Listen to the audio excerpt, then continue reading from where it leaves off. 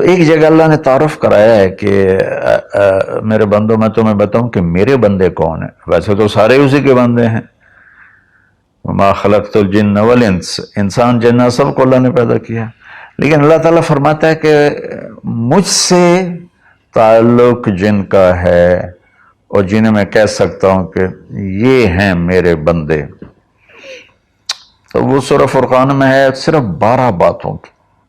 12 باتیں جس مرد عورت میں ہوں گی اللہ اس پہ مہر لگائے گا کہ میرا ہے. جب میرا ہے تو پھر اللہ تعالیٰ اس کے ساتھ معاملہ خاص کرے گا نا. تو اللہ تعالیٰ کہتا ہے میرے بندو میرا دین تو بہت بڑا ہے. 12 یہ 5 انگلیاں 10 اور یہ 2 12 کا 12 باتیں اپنے اندر پیدا کر لو، تم میرے بنو گے. پھر جو تمہاری طرف ہاتھ اٹھے گا اس سے میں کاٹوں گا، جو پاؤں اٹھے گا اس سے میں توڑوں گا، جو آنکھ اٹھے گی اس سے میں پھوڑوں گا. تو پہلے میرے بنو تو صحیح. وہ کیا ہیں؟ وَعِبَادُ الرَّحْمَنِ الَّذِينَ يَمْشُونَ عَلَى الْأَرْضِ هَوْنًا. پہلی صفت کہ اللہ کہتا ہے میرے بندے کون ہیں؟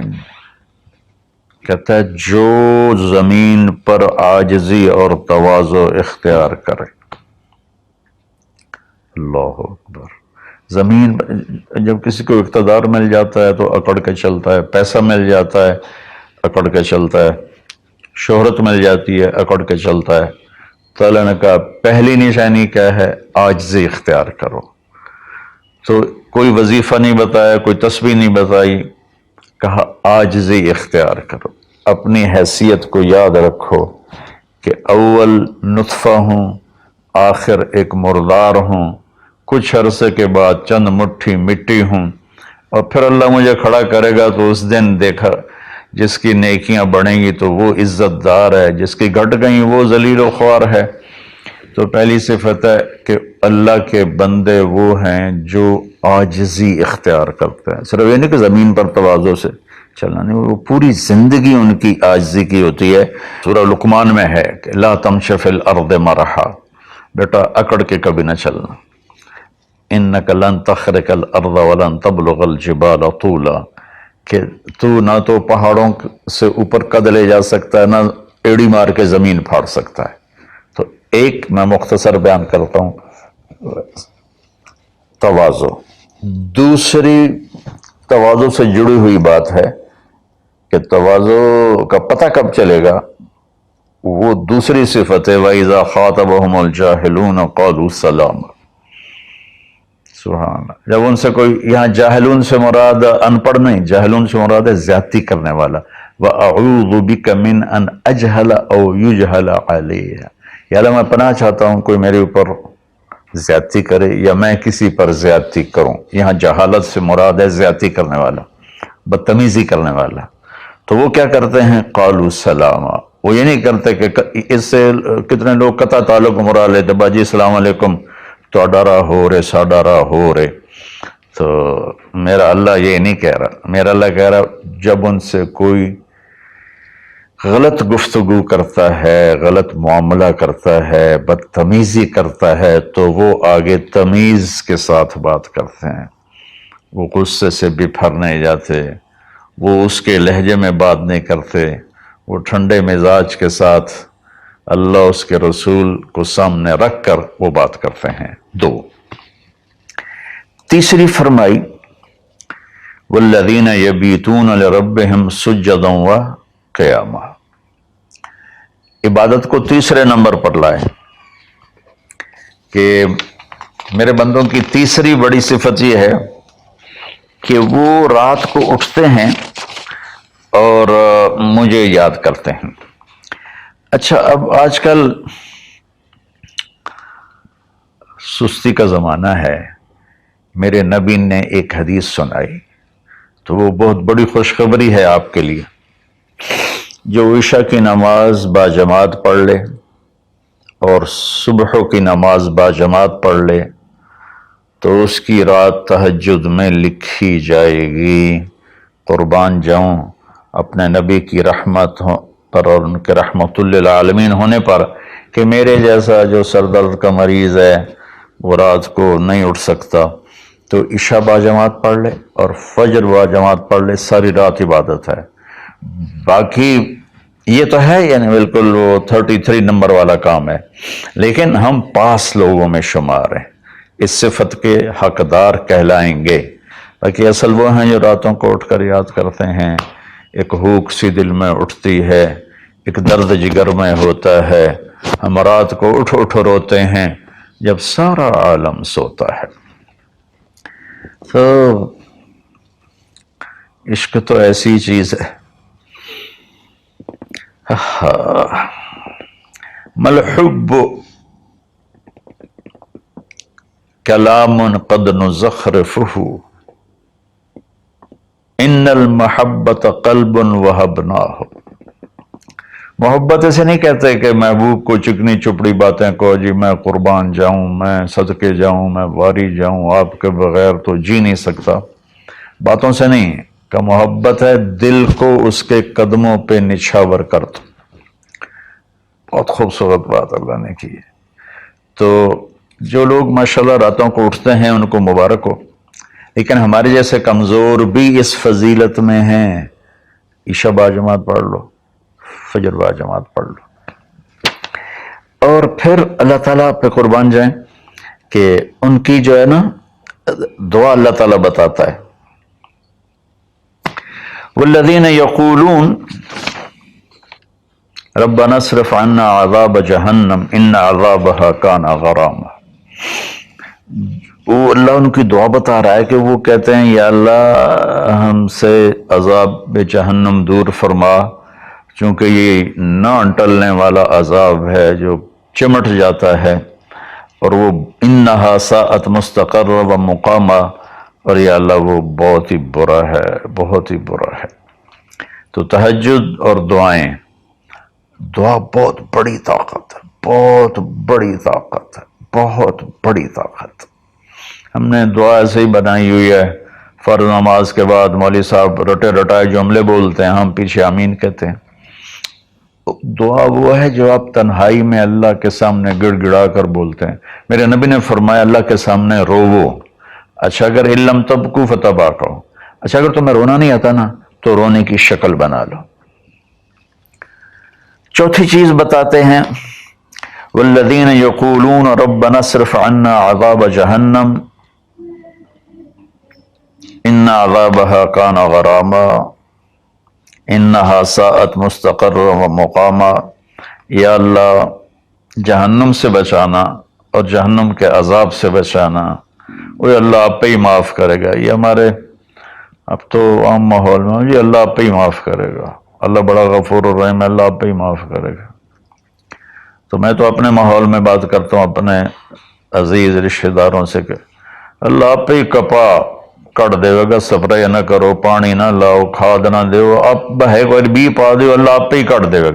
لے جی مولانا صاحب کہیں گل نہ کریں دیو، بھلا کدی پانی تے کھاد تے سپرے تو بغیر بھی کاشا ہوئی۔ تو اللہ یہی کہہ رہا ہے کہ ڈرو مجھ سے اس جہنم کے عذاب سے اور اس سے بچاؤ کا راستہ اختیار کرو۔ پانچویں بات کیا ہے؟ والذین اذا انفقوا لم یسرفوا ولم یقتروا وکان بین ذلک قواما۔ بہت اعلیٰ چیز ہے، معیشت کو، اکانومی کو بہت خوبصورت انداز میں بتایا کہ میرے خاص بندے وہ ہیں، دیکھو اللہ نے دنیا کا بھی بیچ میں ڈالا۔ اللہ والے دنیا کو نہیں دیکھتے، اللہ والے چٹائیوں پہ سوتے ہیں، اللہ والے بادشاہوں سے نہیں ملتے ہیں، اللہ والوں کے پاس جایا جاتا ہے، اللہ والے کسی کے پاس نہیں جاتے ہیں۔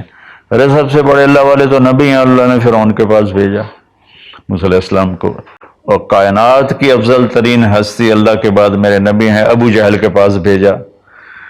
تو یہاں ان کی معیشت کو بتایا جا رہا ہے کہ میرے بندے وہ ہیں جتنا ہم نے ان کو دیا ہے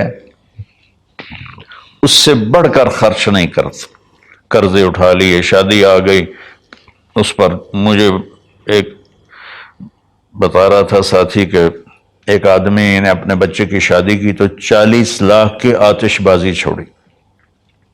یہ اللہ اس سے منع کر رہا ہے کہ میرے بندے وہ ہیں کہ جو ایسے نام و نام 40 لاکھ روپے کو آگ لگا دی، اس 40 لاکھ روپے پر کتنے غریب بچیوں کی شادیاں ہو جاتی، کتنے مریضوں کا علاج ہو جاتا۔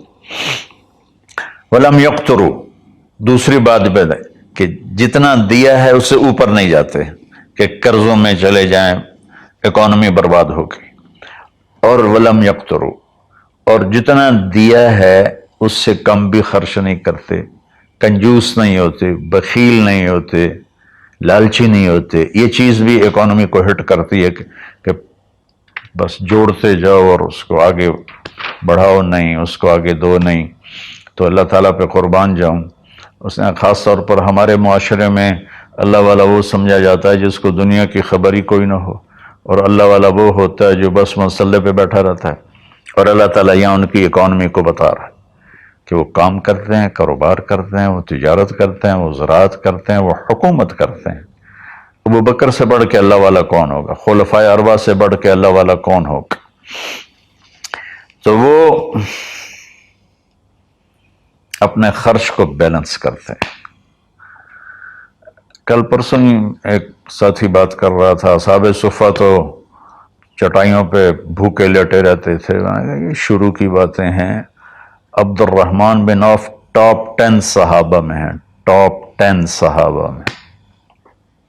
جب ان کا انتقال ہوا تو ان کی 4 بیویوں کو جو 1/8 ملا وہ 48,000 دینار تھے، تو آج کے لحاظ سے وہ 12 ارب روپیہ بنتا ہے۔ جس آدمی کا 1/8 12 ارب ہو تو پورا کتنا ہوگا؟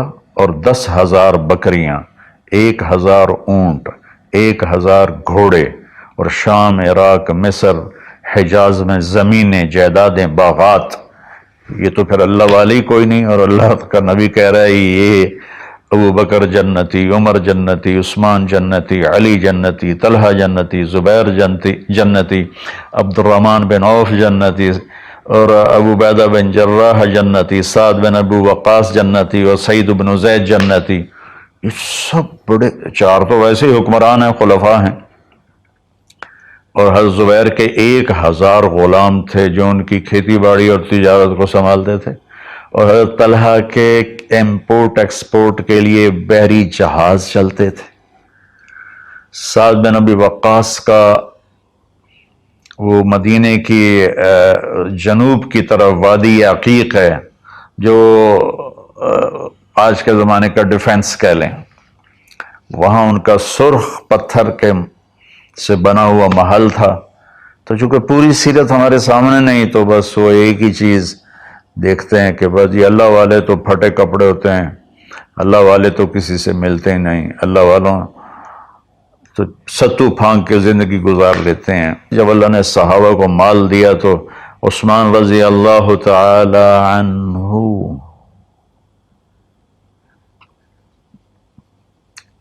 کہنے لگے اپنی بیوی نائلہ کے لیے میں نے چادر خریدی ہے 300 دینار میں، 300 دینار میں، جو 7.5 کروڑ روپیہ بنتا ہے، اور کہہ رہے ہیں کہ پتہ نہیں اسے پسند آئے گی کہ نہیں آئے گی۔ تو ہم بیچ میں دنیا کو نکال نہیں سکتے، یہ بڑی غلط تعبیر ہے اسلام کی۔ اس کے بعد کیا ہے ان کی صفت؟ 3 کٹھی بتائی ہیں، 6، 7، 8۔ میں آپ کو 5 بتا چکا ہوں۔ تواضع، عاجزی، اور برائی کا جواب اچھائی، اور راتوں کو اٹھ کے بندگی، اور اپنے کاروبار زندگی میں اعتدال اور بیلنس آف اکانومی تب ہوگا جب اخراجات کو کنٹرول کیا جائے گا۔ وہ ایک آدمی مجھے ملنے آیا تو کہنے لگا یہ اتنے کروڑ کی گھڑی، اور میرے پاس گھڑیوں کا ڈھیر ہے، کروڑوں روپے، ہر گھڑی کی قیمت کروڑوں روپے ہے۔ یہ تو نادانی کی بات ہے، نہ کہ کوئی فخر کی بات ہے۔ پھر اللہ تعالیٰ نے بتایا 3 صفتیں کٹھی بیان فرمائیں، وہ کیا ہیں؟ والذین لا يدعون مع اللہ الہا آخر، جو توحید کا جام پیتے ہیں اور اللہ کے سوا کسی کو اس کا شریک نہیں ٹھہراتا۔ دوسرا کیا ہے؟ وَلَا يَقْتُلُونَ النَّفْسَ الَّتِي حَرَّمَ اللَّهُ إِلَّا بِالْحَقِّ، جو ہمارے علاقے میں خاص طور پر جو قتل کی دشمنیاں ہیں، اور اپر پنجاب میں جو قتل کی دشمنیاں ہیں، گجرانوالہ کے ارد گرد، گجرات کے ارد گرد خاندانوں کے خاندان تباہ ہو کے، اور ایسی سرحد اور بلوچستان کے قبیلوں کے قبیلے تباہ ہو گئے، اور نمازی 5 وقت کے، اور میرا اللہ کہتا ہے جو کسی کو قتل نہیں کرتا سوائے حق ہے۔ حق ہے، کوئی زانی پکڑا جاتا ہے اور شادی شدہ ہے اور 4 گواہ اس پہ لگ جاتے ہیں، ہم اس کو قتل کرو۔ اور کوئی جنگ ہے کفر اور اسلام کی، جب اس جنگ میں جب سامنے آئے لڑائی کرنے والا، اسے قتل کرو۔ لیکن جیسے آج کل ہمارا ماحول ہے کہ قتل قتل قتل قتل، بھائیو اللہ کہہ رہا ہے جو میرے بندے ہیں نا وہ کسی کو ناجائز قتل نہیں کرتے۔ تیسرا کیا فرمایا؟ ولا یزنون، زنا نہیں کرتے۔ زنا کیسے پھیلتا ہے؟ بے حیائی سے، جو چند دن پہلے میں نے بات کی تھی، تو کچھ لوگوں نے برا منایا، باقی تو اکثر نے ایکسیپٹ کیا۔ زنا بے حیائی سے پھیلتا ہے۔ اللہ کہتا ہے قل للمؤمنین یغضوا من ابصارہم ویحفظوا فروجہم، ایمان والوں سے میرے محبوب کہو کہ آنکھیں نیچی رکھیں اور زنا سے اپنے آپ کو محفوظ رکھیں۔ سیم آیت وَقُلْ لِلْمُؤْمِنَاتِ يَغْضُضْنَ مِنْ أَبْصَارِهِنَّ وَيَحْفَظْنَ فُرُوجَهُنَّ، اور ایمان والی عورتوں سے کہہ دو کہ اپنی نظریں نیچی رکھیں اور اپنے آپ کو اس فحاشی اور بدکاری سے بچائیں۔ انسان جذبات کا پتلا ہے، اس کے سامنے جب بے حیائی ہوگی تو وہ یقیناً اس کے غلط جذبات ابھریں گے۔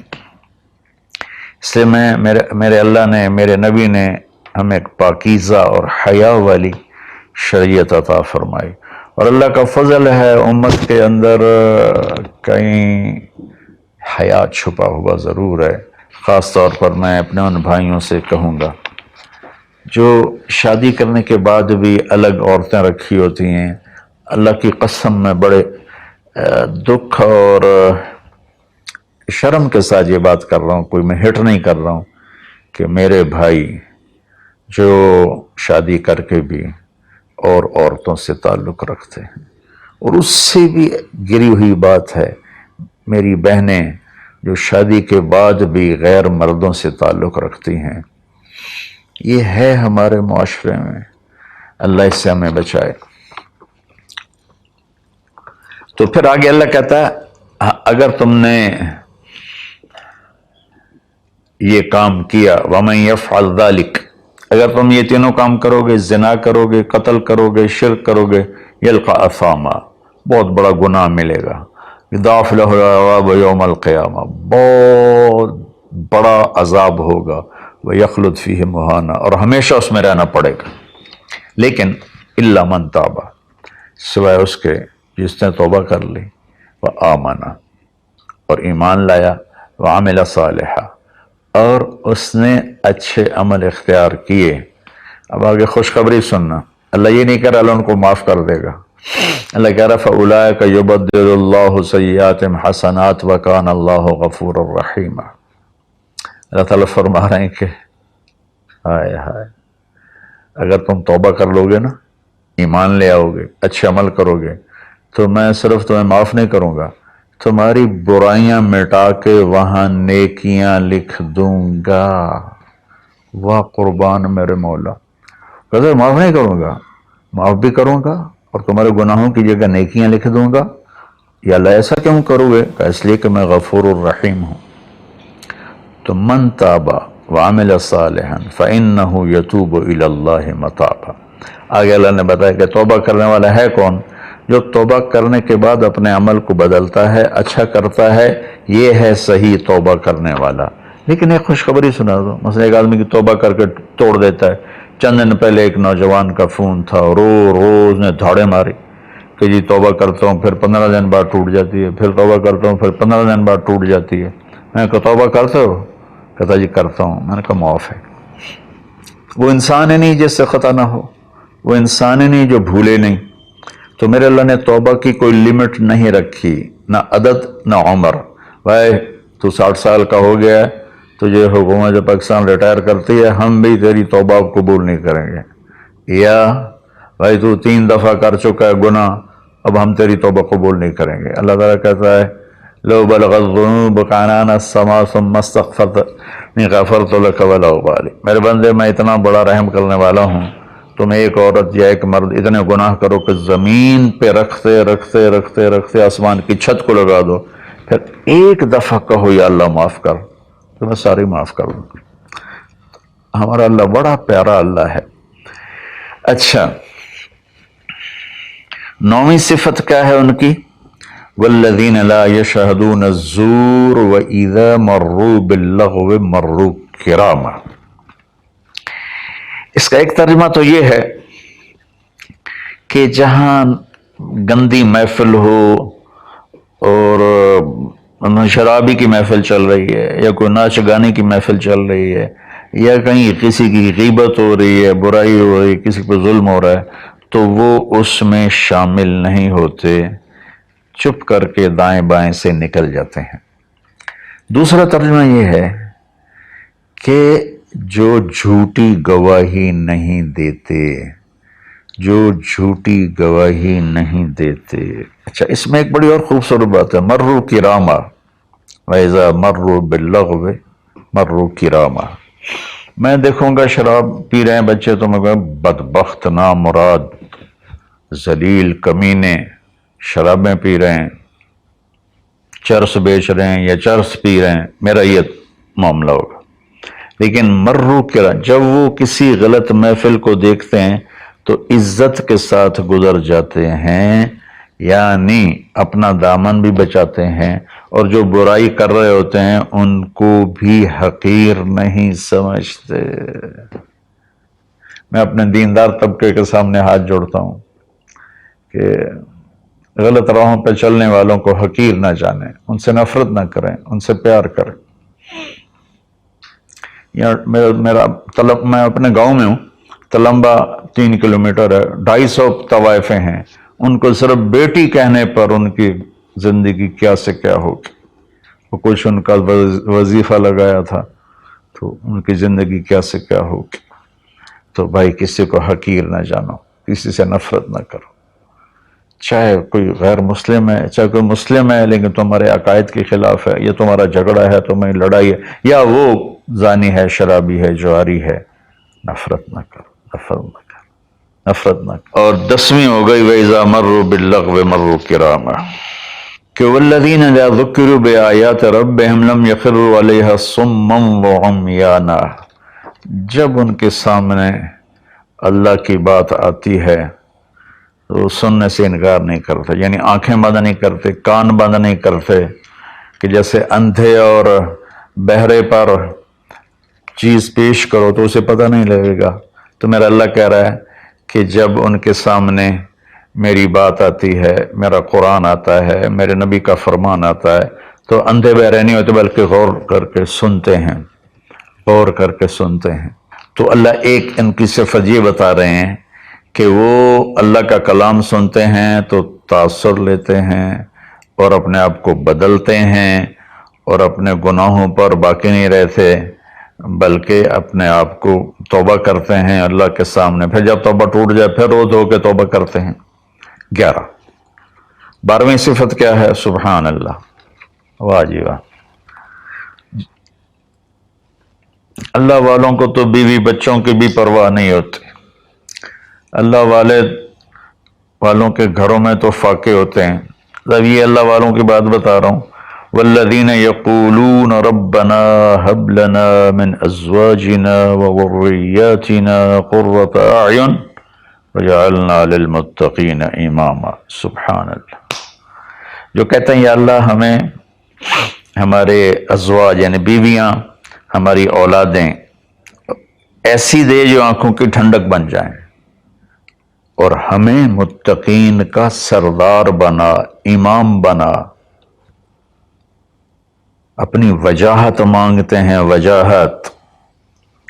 اچھا، حب، وہب، آتا، اعطا، تین لفظ ہیں دینے کے. آتا دیا، اعطا دیا، وہب دیا، لیکن تینوں کے مطلب الگ الگ ہیں. آتا کہ میں نے آپ کو ایک چیز دی، قلم دیا، لیکن آپ کو مالک نہیں بنایا، واپس لے سکتے، بھائی واپس کرو. آتا، میں آپ کو گاڑی دیتا ہوں تو میں آتا کا مطلب ہے کہ میں واپس نہیں لوں گا، یہ تمہاری پکی ملک ہو گئی. وہبا، میں تمہیں وہ چیز دوں گا جو تیرے خواب و خیال میں بھی نہیں ہوگی، تیرے تصور سے بھی بالا تر ہوگی. کیا مانگتے ہیں اللہ والے؟ یا اللہ میری بیوی ایسی ہو، اتنی اچھی ہو کہ میرے تصور سے بھی بالا تر ہو، میری اولاد ایسی ہو، اتنی نیک ہو، اتنی صلاحیت والے ہوں کہ میرے تصور سے بھی بالا تر ہوں. اللہ ہمیں یہ دعا سکھا رہا ہے. یہ نہیں کہا کہ مانگو آتے نہ، کہہ رہا ہے حب لنا، یا اللہ ہمارے گمان سے بھی اوپر کر کے بیوی اور بچے دے، اور ہمیں دنیا میں وجاہت دے، عزت دے. اس کا مانگنا انسانی حقوق میں شامل ہے. ہاں، ایسی وجاہت اور ایسی شہرت جس کے پیچھے شیطانی کام ہو وہ حرام ہے، ورنہ عزت نفس تو ہر انسان کو پیاری ہے. تو پھر اللہ تعالیٰ کہتا ہے قرۃ اعین، آنکھیں ٹھنڈی ہو جائیں. اس سے بڑی تعبیر پورے کلام عرب میں نہیں ہے اندر کی خوشی کی، آنکھیں ٹھنڈی ہو جانا. اس کا الٹا محاورہ ہے اسقط اللہ عینک، اللہ تیری آنکھیں گرم کرے، یعنی تجھے تکلیف دیکھنی پڑے. اللہ تیری آنکھیں ٹھنڈی کرے، یعنی تمہیں سکھ دیکھو، تم سکھ دیکھو. اور پھر آگے اللہ تعالیٰ کیا کہتا ہے؟ اولئک یجزون الغرفۃ بما صبروا، یہ ہیں وہ جن کو صبر کے بدلے جنت کے بڑے گھر ملیں گے. وَيُلَقَّوْنَ فِيهَا تَحِيَّةً وَالسَّلَامًا، جس میں گاڈ آف آنر ان کو پیش کیا جائے گا، سلام کیا جائے گا. خالدین فیہا، اس میں ہمیشہ رہیں گے. حسنت مستقرا و مقاما، جو ہمیشہ کے لیے خوبصورت رہے گا، اس کا حسن بڑھتا رہے گا، اور تمہارا بھی قیام کبھی نہ ختم ہوگا. میری بات تھوڑی لمبی ہو گئی، معافی چاہتا ہوں، لیکن میرے دوستو اللہ کے واسطے جو کام کرو اللہ کے بندے بن کے کرو. سیاست کرنی ہے اللہ کے بندے بن کے کرو، تجارت کرنی ہے اللہ کے بندے بن کے کرو، ملازمت کرنی ہے اللہ کے بندے بن کے کرو، زراعت کرنی ہے اللہ کے بندے بن کے کرو. اللہ تعالیٰ مجھے بھی ان 12 صفات کا عمل کرنے والا بنائے اور آپ کو بھی. السلام علیکم.